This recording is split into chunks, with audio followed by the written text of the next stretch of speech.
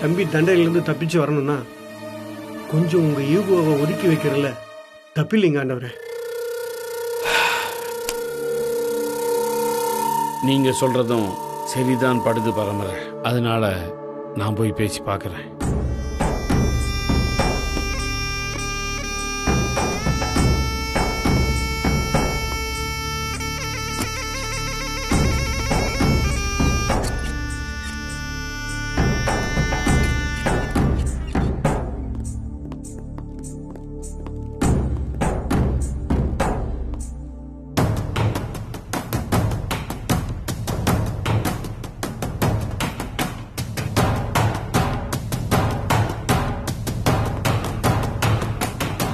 Sir,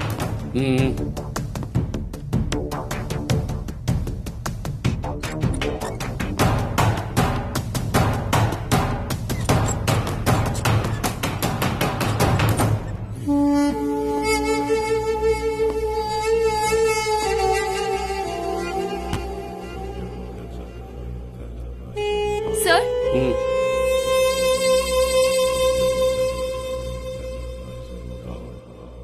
பேசுங்க.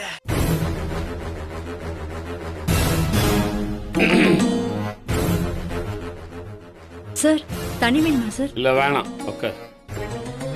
Over.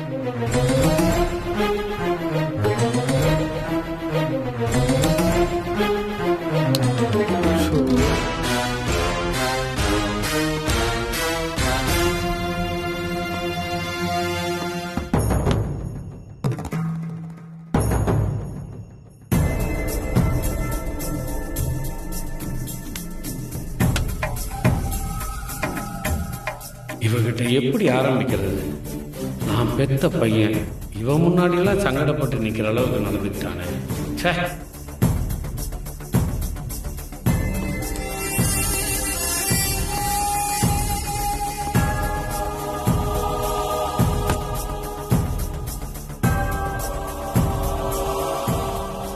என்ன வேணும் சார்?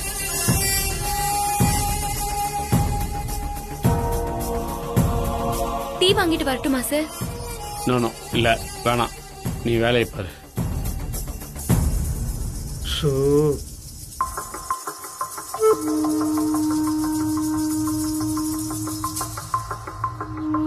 என்னங்க ஆண்டவரே?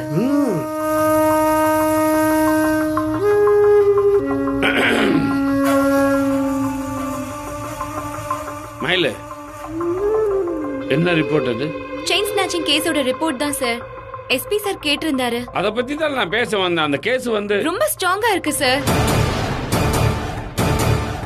மாட்டின யாரையுமே தப்பிக்க விடக்கூடாது, ஜாமீன் கூட கிடைக்காம பண்ணிடலான்னு சார் சொன்னாரு.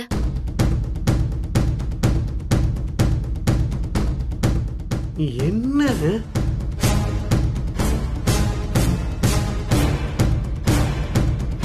வேற ஏதாவது கேட்கணுமா சார்? ஓ இல்ல, நீ பாரு, வேலை பாரு.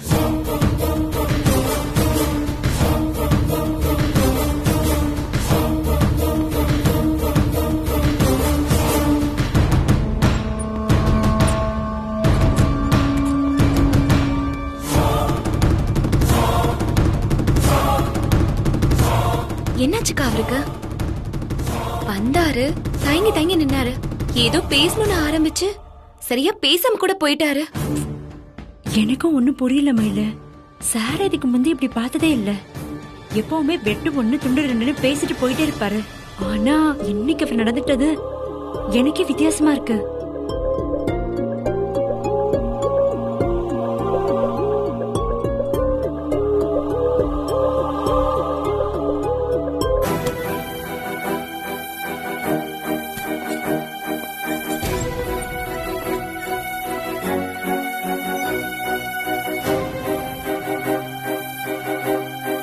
என்னாச்சுங்க ஆண்டவரே?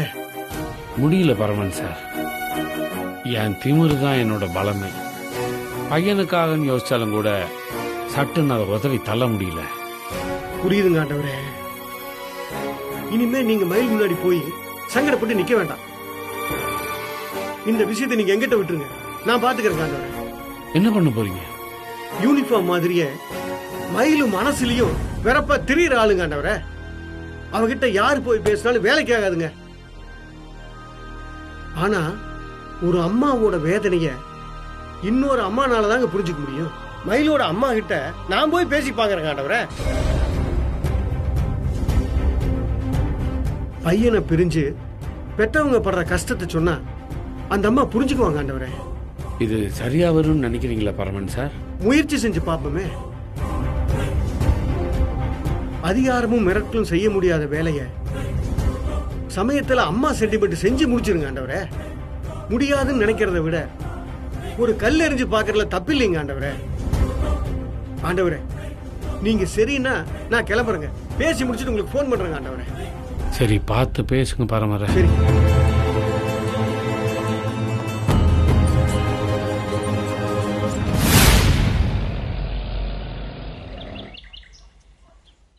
உட்காருங்க சார்.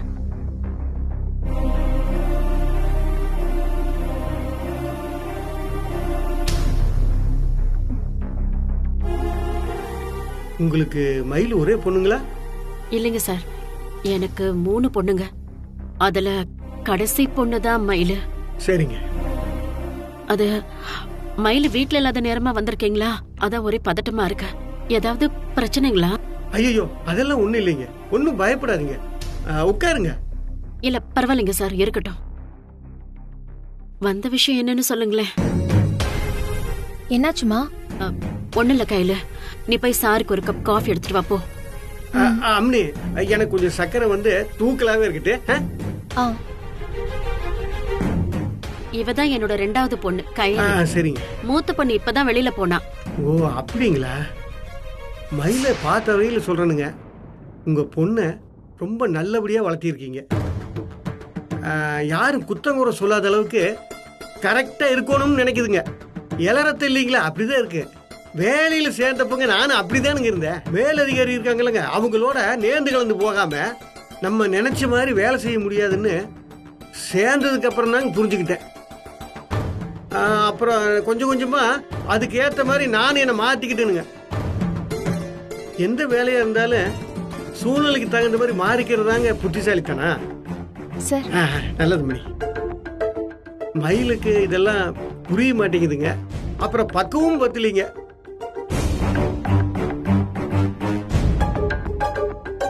புதுசா வேலைக்கு சேர்ந்த துடிப்புல முன்ன பின்ன யோசிக்காம எப்ப பார்த்தாலும் இன்ஸ்பெக்டர் கிட்டயே மோதிக்கிட்டு இருக்குதுங்க. என்ன இருந்தாலும் மேலதிகாரி சொல்றதாங்க நம்ம கேட்கணும். இன்ஸ்பெக்டரோட வார்த்தைக்கு அவ கட்டுப்பட்டு நடந்தா ஒரு பிரச்சனையும் இருக்காதுங்க.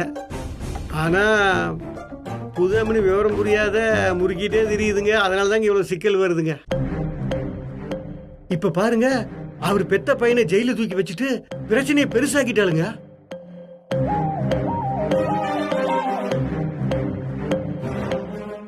அவ ஒண்ணு அவன் மேல வேணும்னே பழி போடலையே சார். அவன் தப்பு செய்யவும் தான் என் பொண்ணு அவனை பிடிச்சு உள்ள போட்டிருக்கா. நீங்க சொல்றதெல்லாம் வாஸ்தவம் தாங்க. தப்பு செஞ்சவங்களுக்கு தண்டனை கிடைக்கணுங்கிறது நியாயம் தாங்க. ஆனா அதிகாரியை பகைச்சுக்கிட்டு அங்க நிம்மதியா வேலை செய்ய முடியுங்களா?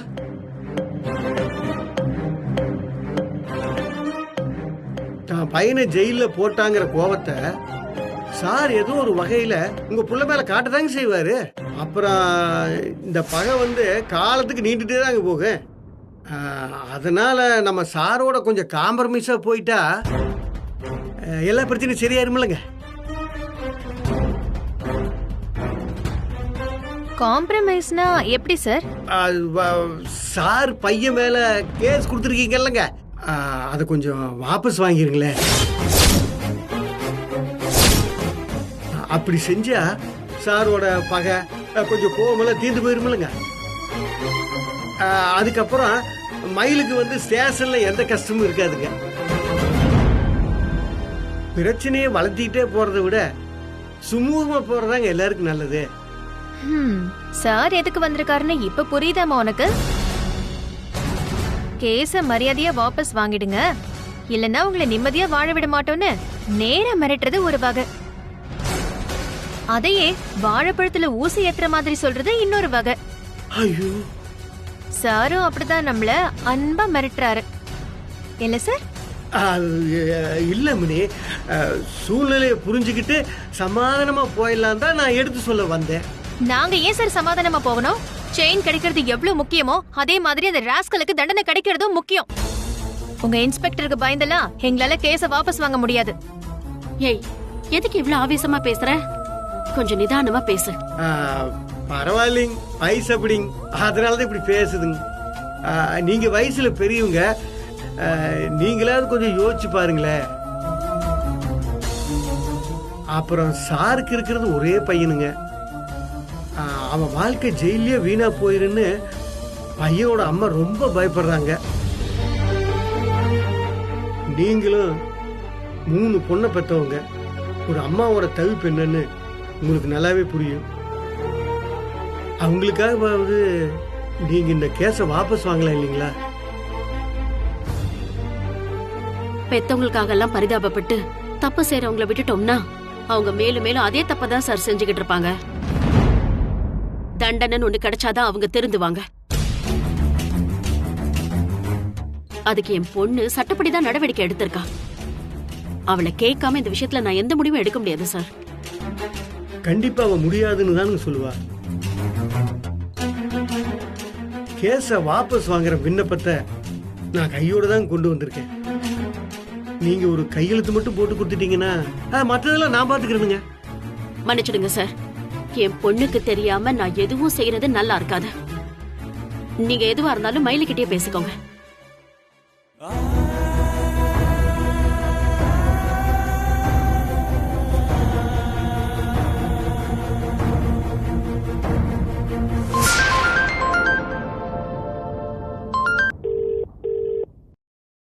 அது சொல்லுங்க ஆண்டவரே. பரமன் சார், என்னாச்சு?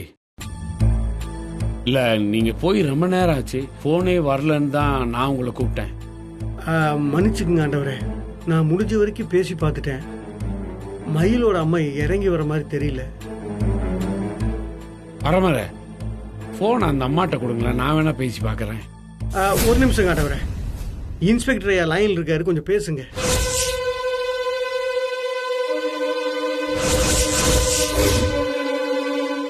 இந்தாங்க.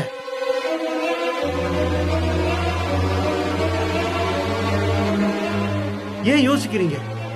சும்மா பேசுங்க. அவர் என்னதான் சொல்றாருன்னு கேளுங்கம்மா.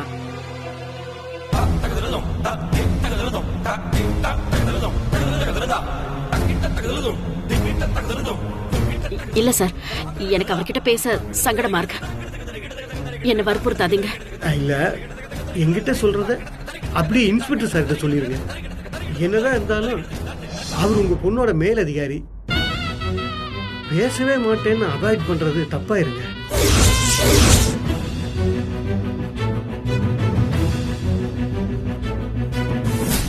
பேசுமா?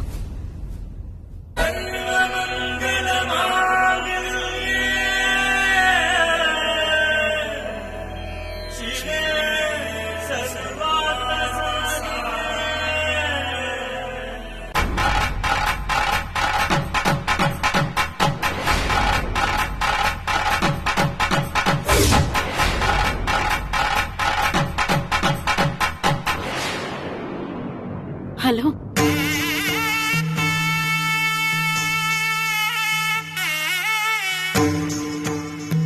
வணக்கம்மா, நான் இன்ஸ்பெக்டர் குருமூர்த்தி பேசுறேன். இல்ல, வெற்றியோட அப்பா பேசுறேன். பரமன் சார் உங்ககிட்ட எல்லா விஷயத்தையும் சொல்லியிருப்பாருன்னு நினைக்கிறேன். நகையை பறி கொடுத்தவங்க நீங்க. உங்ககிட்ட வந்து என் பிள்ளைக்காக கேஸை வாபஸ் வாங்குங்கன்னு சொல்றது நியாயம் இல்லதான். ஆனா ஒரு அப்பனா பாக்குறப்போ நியாய தர்மத்தை பத்தி யோசிக்க முடியலைங்க. மயிலு என்னை பத்தி உங்ககிட்ட என்ன சொல்லியிருப்பான்னு எனக்கு தெரியாதுங்க. ஆனா மயிலுக்கு நான் ஒரு கண்டிப்பான ஆசானா இருந்து இந்த வேலையை கத்து கொடுக்கறேன். அவளோட அப்பா வீட்டுல எப்படின்னு எனக்கு தெரியாது. இந்த ஸ்டேஷனை பொறுத்த வரைக்கும் நான் தான் மயிலுக்கு அப்பா மாதிரி.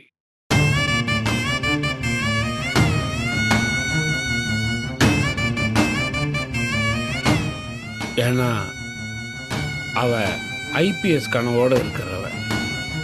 அவளை கரெக்டா ஷேப் பண்ணி கொண்டு வரணுங்கிறதுக்காக தான் நான் ரொம்ப கண்டிப்பா நடந்துக்கிறேன். அவ தான் அதை தப்பா புரிஞ்சுக்கிட்டு எனக்கு எதிராக பகையை வளர்த்துக்கிட்டு இருக்கா. அதனாலதான் இந்த கேஸ்ல தீவிரம் காட்டுறான். உங்க பொண்ணு செய்யறத நான் தப்புன்னு சொல்ல மாட்டேங்க. என் பிள்ளைய அரெஸ்ட் பண்ணது, லீகல் ஆக்ஷன் எடுத்தது எல்லாமே சரிதான். ஒரு இன்ஸ்பெக்டரா நான் அதை மறுக்கல. ஆனா ஒரு அப்பாவா என் பிள்ளையோட எதிர்காலத்தை பத்தி நினைக்கும் போது ரொம்ப பயமா இருக்குமா. நானாவது பரவாயில்லம்மா, ஸ்டேஷன் கேஸு கோர்ட்டுன்னு என் பழப்பு ஓடிடும். ஆனா என் பொண்டாட்டி தாம்மா ரொம்ப பாவம். பையனை நினைச்சு ஒரு பொட்டு கூட தூங்காம சாப்பிட கூட இல்லம்மா, சதா அழுதுகிட்டே இருக்கிறான். என் பையனை பார்க்கணும் பார்க்கணும்னு பைத்தியம் மாதிரி அதையே சொல்லிக்கிட்டே இருக்கிறாம்மா. அவ அழுதுகிட்டே இருக்கிறத என்னால பார்க்க முடியலம்மா. ஒரு அம்மாவோட கஷ்டம் மயிலுக்கு வேணா புரியாம இருக்கலாம், ஆனா 3 பொண்ணுங்களை பெத்த உங்களுக்கு கண்டிப்பா புரியும் நம்புறேன்.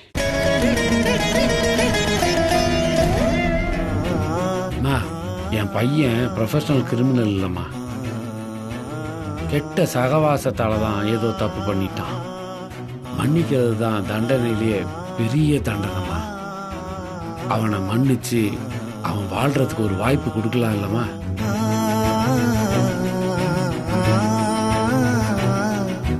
நான் பேசிக்கிட்டே இருக்கேன், நீங்க ஒரு பதிலும் சொல்ல மாட்டேன்றீங்க.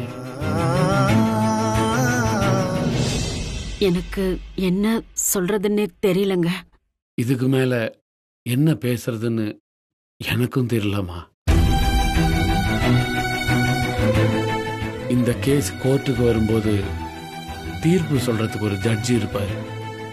ஆனா இப்ப எனக்கு ஜட்ஜும் சாமியும்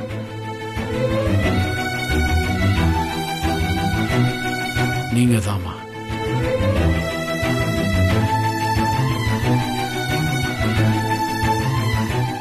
இதுவே வெற்றி உங்க வயிற்றுல பிறந்த பையனா இருந்து அவனுக்கு இப்படி ஒரு நிலைமை வந்திருந்தா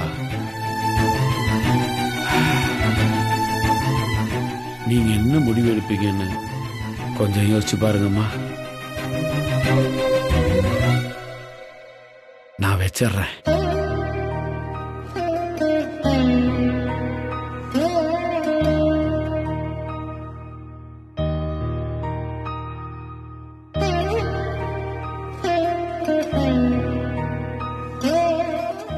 இன்ஸ்பெக்டர் ஐயா என்ன சொன்னாருங்க?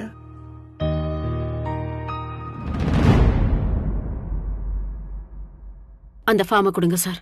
அம்மா என்ன பண்ண போற? அம்மா மயில கேட்காம எதுவும் பண்ணாதம்மா, உள்ள போடி.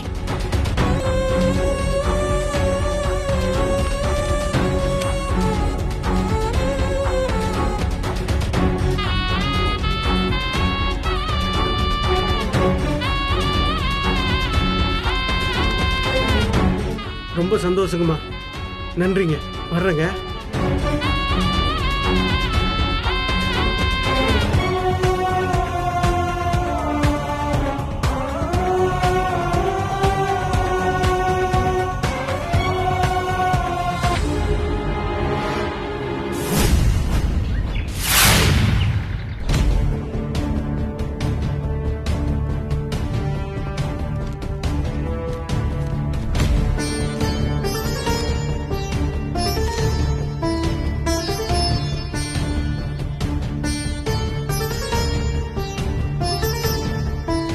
என்ன சார் பாக்குறீங்க?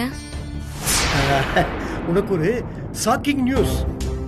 பூசாரி ஒத்து வர மாட்டான்னு சாமிகிட்டே வரமாயிட்டு வந்துட்டேன்.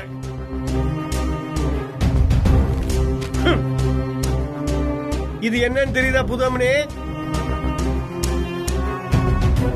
இதுல யார் கையெழுத்து போட்டிருக்காங்கன்னு தெரியுதா?